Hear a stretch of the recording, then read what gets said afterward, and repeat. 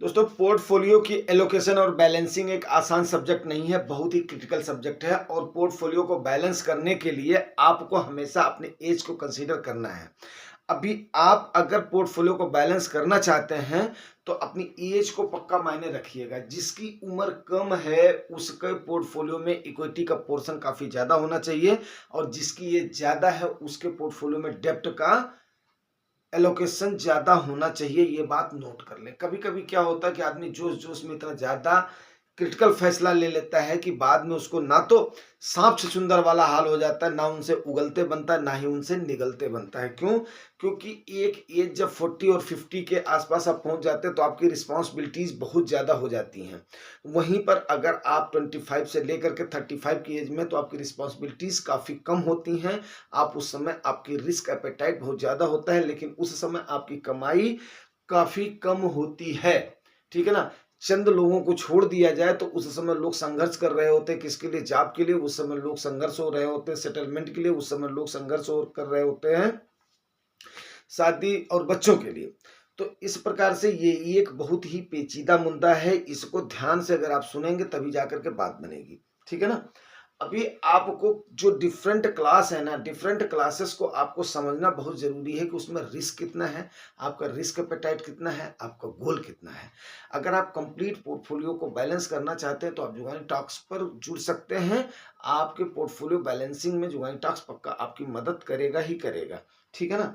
तो उस समय आपको 100 माइनस एज का एक फार्मूला है, इसको अपनाना है। क्या अपनाना है? 100 माइनस एज के फार्मूले को अपनाना है हमेशा ही। ठीक है ना? अब मान लिया, सपोज करो आपकी एज अगर 40 ईयर्स है। ठीक है ना? इसको ध्यान से सुनिएगा। अगर 40 ईयर्स है तो 100 माइनस 40 कर दीजिएगा। 100 माइनस 40 आप करेंगे तो इक्वल टू आपका 60 आ गया।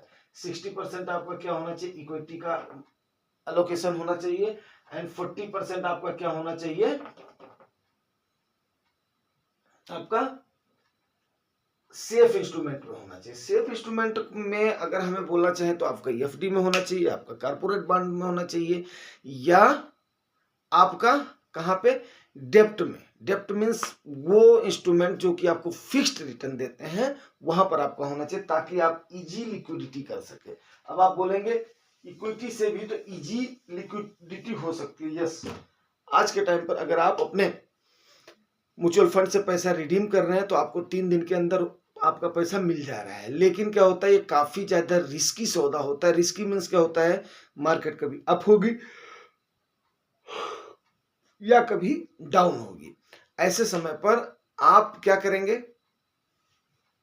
उस समय अगर आप डाउन में अपना पैसा निकालते हैं तो आपका काफी सारा नुकसान हो जाता है।